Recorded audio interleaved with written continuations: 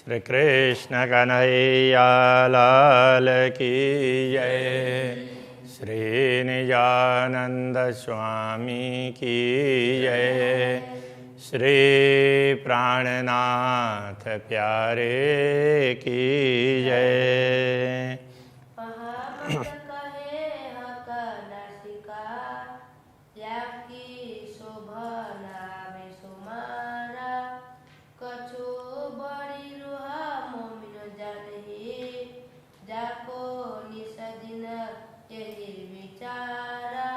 जाको निषदिन यही विचार।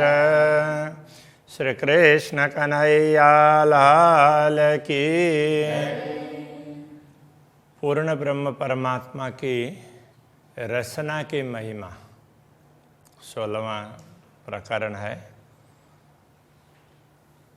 रसना में रसना के कार्य उसकी भी विशेषता होगी और रसना का स्वरूप उसकी भी विशेषता होगी। दोनों बातें होंगी। जाको नामय रसना होशी कैसी मीठी हक।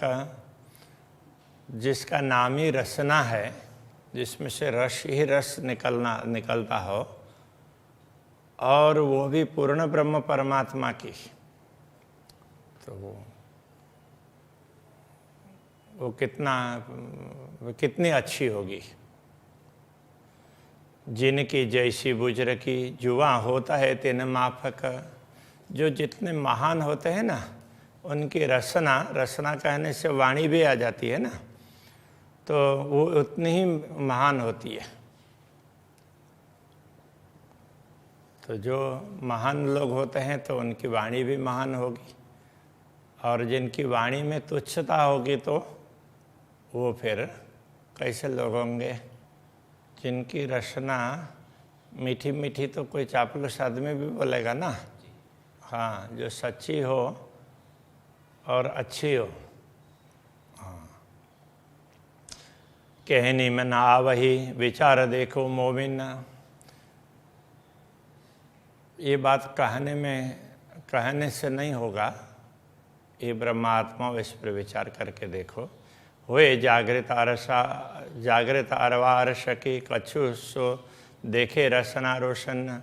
जो परमधाम की आत्मा जागृत होगी तो वो इस बात पर थोड़ा सा इसके महत्व को समझ पाएगी। रोशन कहने से यहाँ ये समझना पड़ेगा, इस बात पर उनको कुछ रोशनी होगी, कुछ समझेंगे तो इसके महत्व को। अति मीठी जुआ मासूक की। पूर्ण ब्रह्म परमात्मा की जिह्वा है, बड़ी मीठी है, मधुर है, और सब देता आशिक को सुख। वो आशिकों को, अनुरागिनी आत्माओं को अपार सुख प्रदान करते हैं। कछु अरस शहुरें सुख लीजिए। परमधाम की समझ प्राप्त करके, परमधाम की दृष्टि से आप थोड़ा सा इसका सुख प्राप्त करने का प्रयत्न करो। पर कहो न जाए या मुख। इसको इन शब्दों के द्वारा तो कहा नहीं जाएगा। यदि परमधाम की समझ होगी तारतम ज्ञान के माध्यम से, तो परमधाम से अवतरित ज्ञान है, इसके माध्यम से कोई समझे तो समझ सकते हैं, शब्दों के द्वारा बताया नहीं जा सकता। ये कहने का तात्पर्य।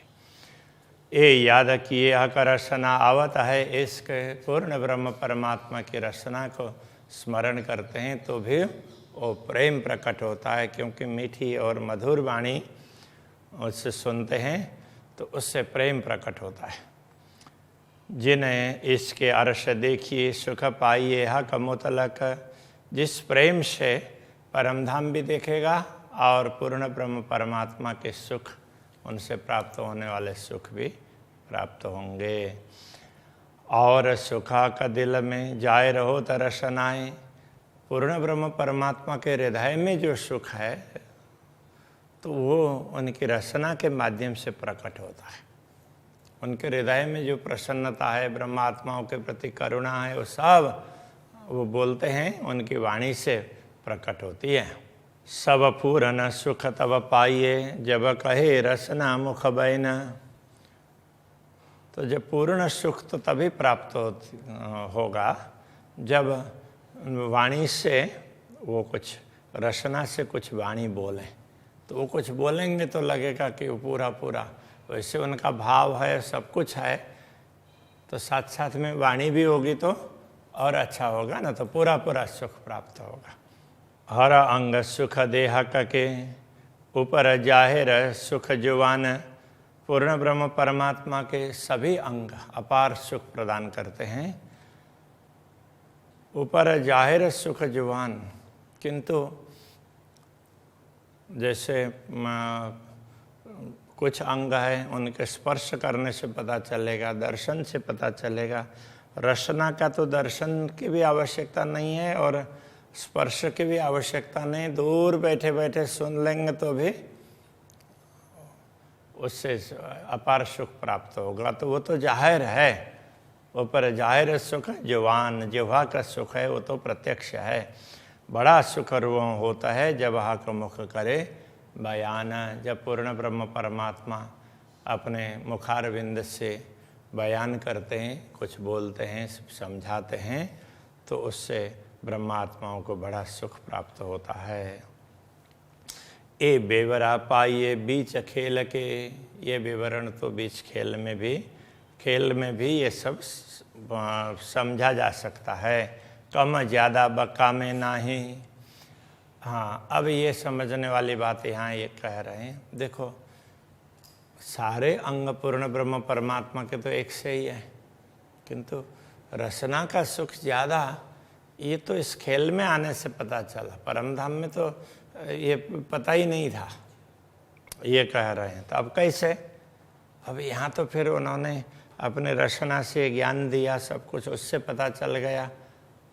तो ये खेल में ये सब पता चला, बाकी खेल में नहीं आते तो पता नहीं चलता, ये कहना चाह रहे हैं।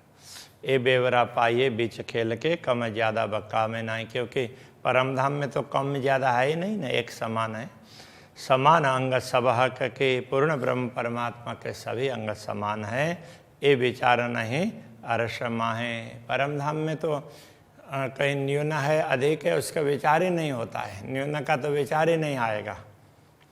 बहुत बातें सुख अरस के सो पाई तहीं इत, परमधाम की ऐसी अपार बातें हैं, अनेक बातें हैं जो हमें यहाँ पर पता चल रहा है, परमधाम में पता नहीं था। सुख उमत को अरस में ये जानती न थी निश्वत। तो परमधाम में ब्रह्मात्माओं को जो सुख प्राप्त होता है वो तो ब्रह्मात्मा वहाँ पर उसका अनुभव नहीं करती थी। या निश्वत का तात्पर्य निश्वती, ब्रह्मात्मा। ये जानती न थी निश्वत। ब्रह्मात्माएं जो सुख उनको परमधाम में प्राप्त है बस उस सुख में मस्त रहती थी, किंतु कौन सा कैसा सुख है किस प्रकार से उसको ख्याल ही नहीं रहता था, उसी में मस्त हो रहती थी। तो परमधाम में ये मस्ती है। तो दुनिया में कमी है, इसलिए फिर ये जो अनुभव होता है तो लगता है कि यही सब ठीक है, ये सबसे ज़्यादा है। सुख जाने ना हक पातशाही, इसलिए पूर्ण ब्रह्म परमात्मा के पातशाही का मतलब उनका साम्राज्य, ये भी कह सकते हैं उनका प्रभुत्व। उनके प्रभुत्व को न जाने, सुख जाने ना हक इसका, उनके प्रेम और प्रभुत्व अथवा ऐश्वर्य, उसके लिए भी उसके लिए पातशाही कहेंगे। तो नश्वर जगत का खेल क्यों दिखाया? तो एक अपना ऐश्वर्य को समझाना था। तो ऐश्वर्य, प्रभुत्व ऐश्वर्य में ही ऐश्वर्य होता है, तो ऐश्वर्य का ही प्रभुत्व होता है वैसे देखा जाए तो। और दूसरा प्रेम। तो इसलिए ब्रह्मात्माओं के दो ही चीज ज्ञात नहीं थी, एक प्रभुत्व और दूसरा प्रेम। सुख जाने ना रूहें लाड़ के, तो ब्रह्मात्माएं पूर्ण ब्रह्म परमात्मा के लाड़ प्रेम उसके सुख को समझ नहीं पा रही थी। तो इत इल्म दिया बेशक, इसलिए यहाँ जागनिक ब्रह्मांड में ज्ञान दिया। तो पहले ब्रज और रास में तो ये ज्ञान नहीं दिया तो उसमें भी उनको पता नहीं चला, फिर उनको ये ज्ञान देना पड़ा। तो हा का अंग सुख खेल में बेवरा करत हुकुम, इसलिए पूर्ण ब्रह्म परमात्मा के अंगों का सुख है, किन अंगों का कैसा सुख है उसका विवरण तो इस खेल में ही वो भी पूर्ण ब्रह्म परमात्मा ने आदेश दिया तब हुआ है। अजो न आवे नजरों स्वरूप, फिर भी अभी भी पूर्ण ब्रह्म परमात्मा का स्वरूप नज़र में नहीं आ रहे हैं। ना तो क्यों वर्णवाय का सम, अन्यथा पूर्ण ब्रह्म परमात्मा का वर्णन कैसे हो सकता था। कहने का तात्पर्य यह है, इतना सब समझाने के बाद में भी ब्रह्मात्माओं को पूर्ण ब्रह्म के स्वरूप का जैसा ज्ञान होना चाहिए वैसा नहीं हो रहा है, इसलिए ये वर्णन करवाया पूर्ण ब्रह्म परमात्मा ने।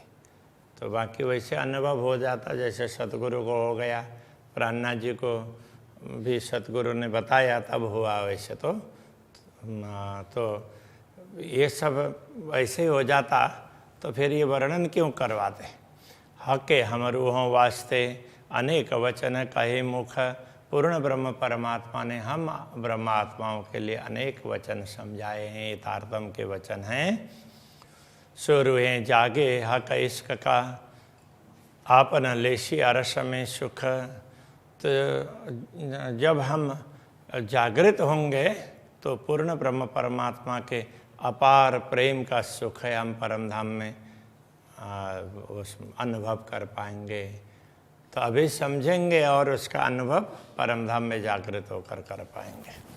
सुख अनेक दिए हक रसनाएँ, इस प्रकार अक्षरातीत धामधनी की रचना ने हमें अपार सुख प्रदान किए हैं। और सुख अलेख अनेक, उन सुख वो सुख अलेख जिसका कोई हिसाब नहीं है, अपार है और अनेक है, असंख्य है। सो जागे रूहें सुख पावही, ताथे रसना सुख विषेक। इसलिए जागृत आत्मा होती है, आत्मा जागृत होने पर इस सुख को प्राप्त कर सकती है। तो ताथे रसना सुख विषेक है, इसलिए रसना के सुख को विशेष कहा है, क्योंकि रसना के द्वारा जो ज्ञान दिया तो उससे जागृत होंगे ना, तो ये विशेष हो गया ना, तो जागने का जागते सुख। तो इसलिए कहते हैं तीन लीला चौथी घर की, इन चारों का या में भोग। तो ये सारा अनुभव तो जागने लीला में प्राप्त होगी, अनुभव कर पाएंगे। तो रचना के कारण है, तो वो सारा श्रेय रचना को दे रहे हैं। हकें खेल देखाया याई वास्ते, सुख देखावा ने अपने अंग। तो पूर्ण ब्रह्म परमात्मा ने अपने अंगों के सुखों को दिखाने के लिए, अनुभव करवाने के लिए ही ये इस खेल की रचना की। सुख लेसी बड़ा इश्क का, रूहे ले बिरहा मिलसी संग।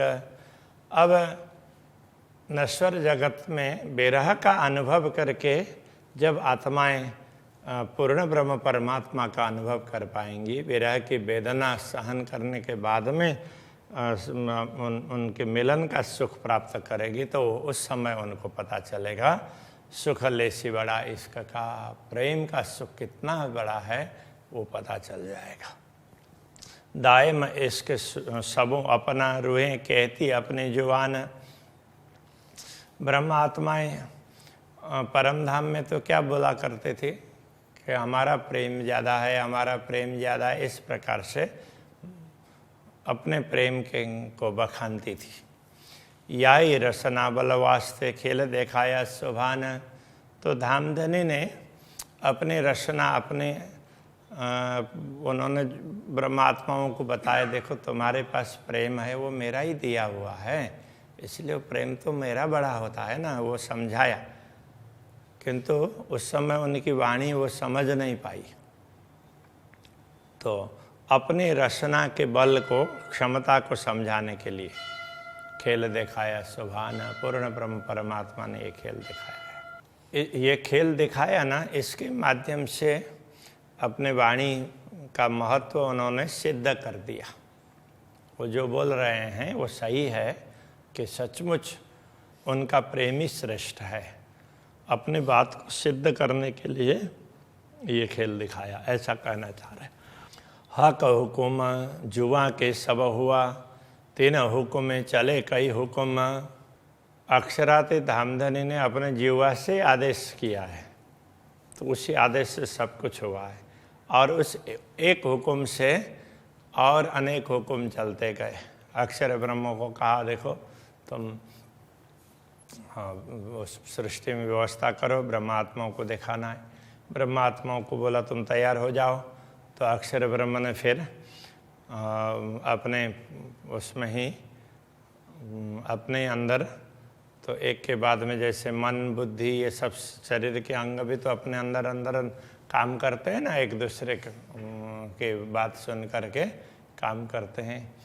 अब यहाँ से उठने की इच्छा हुई तो क्या होगा, तो आंखें अपने आप इधर देखेगी, फिर पैर अपने आप ही तो खड़े होने लग जाएंगे, और पैर खड़े होने में उनको दिक्कत आएगी तो हाथ सपोर्ट के लिए अपने आप चले जाएंगे।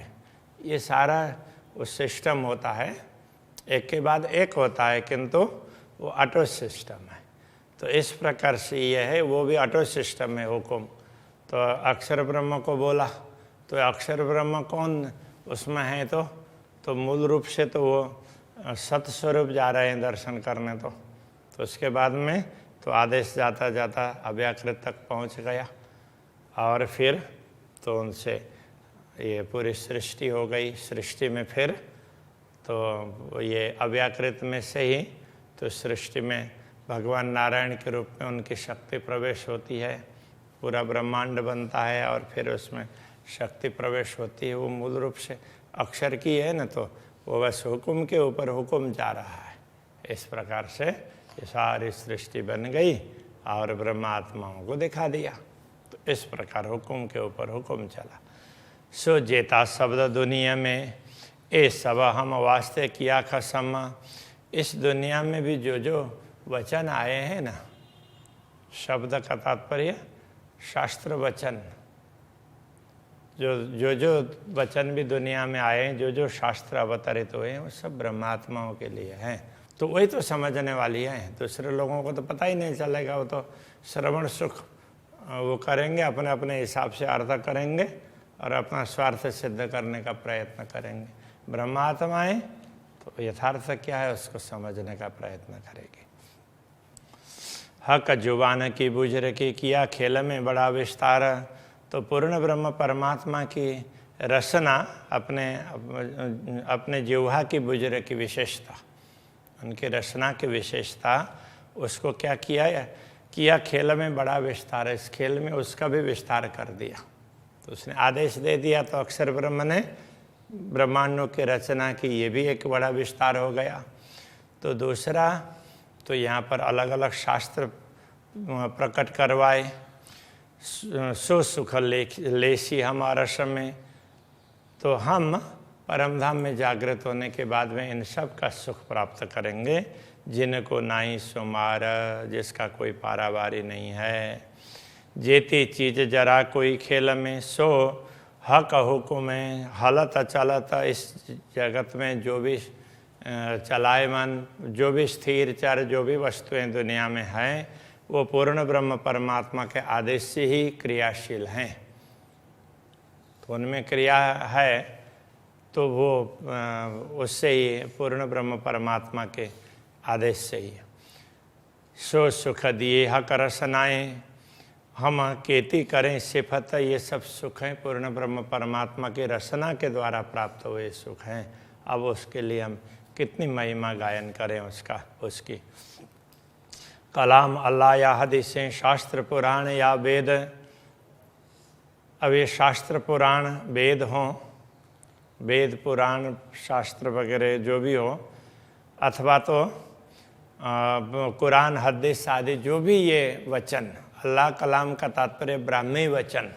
दुनिया में जिन जिन को ब्राह्मी वचन कहा है, अभी तो क्या है कि उसमें अभी तो डंके के चोट पर ये कुरान को ही वो लोग वो अल्लाह कलाम मानते हैं, बाकी तो सारे अल्लाह कलाम है, परमात्मा के वचन है, वेद है।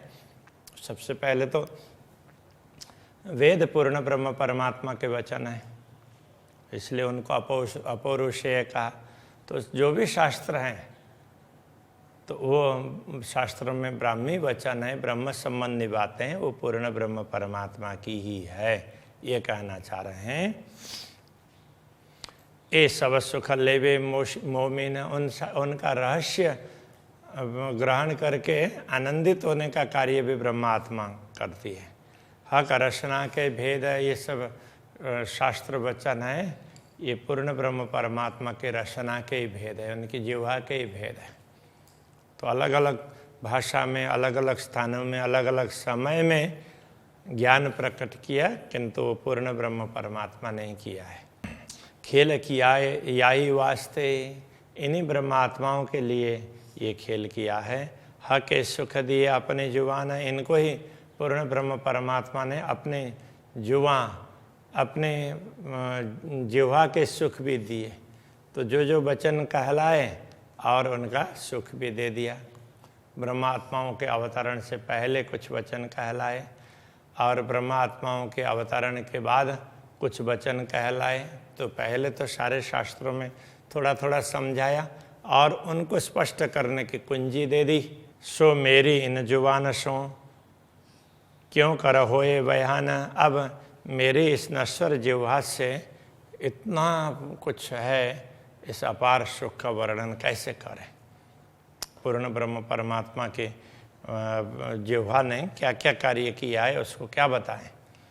ये बयान होशी विचार सके हम रुए मिल जासी, जब हम सब ब्रह्मात्माएं जब जागृत होकर के परमधाम में पूर्ण ब्रह्म परमात्मा के समक्ष जब मिलेंगे, कहने का तात्पर्य जागृत होने के बाद में वियोग से मिलन का अनुभव करेंगे ना, तो उस समय हक जुबान का बेवरा हम लेसिया रस में तब, तो पूर्ण ब्रह्म परमात्मा की रचना का विवरण, तो उनकी वाणी का महत्व हमें तब समझ में आ जाएगी।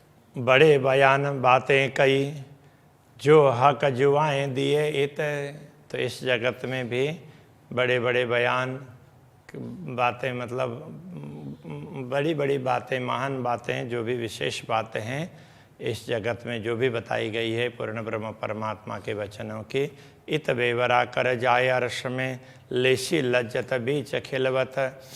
तो इसका विवरण तो यहाँ पर हम समझेंगे इन वचनों को, तो परमधाम में जागृत होने के बाद में हमें इसका महत्व और ज़्यादा समझ में आ जाएगा, उसको और ज़्यादा आस्वादन कर पाएंगे। हो अक्षराते धामधनी ने बोला था तुम तो भूल जाओगे, अभी याद रखना मेरे वचनों को, एक दूसरे को जगाने के लिए तुम बोल रहे हो, तुम भूल जाते हो, फिर ये सब ध्यान रखना, ये सब बोला था, वो तब जा कर के समझ में आ जाएंगी। ऐसा होता है, ठोकर खाने के बाद में फिर बड़ों के वचन ख्याल आते हैं, ऐसा होता है दुनिया में।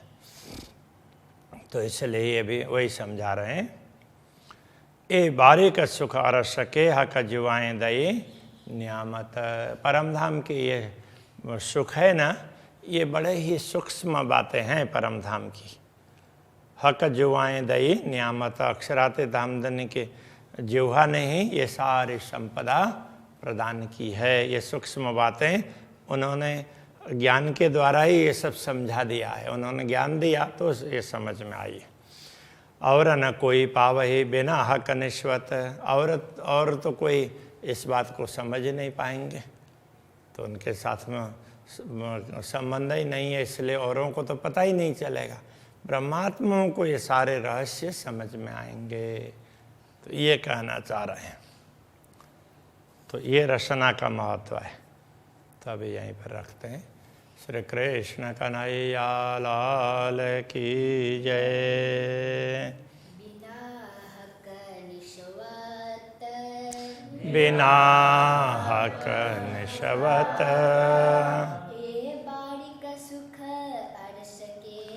ए बारिक सुख अर्श के,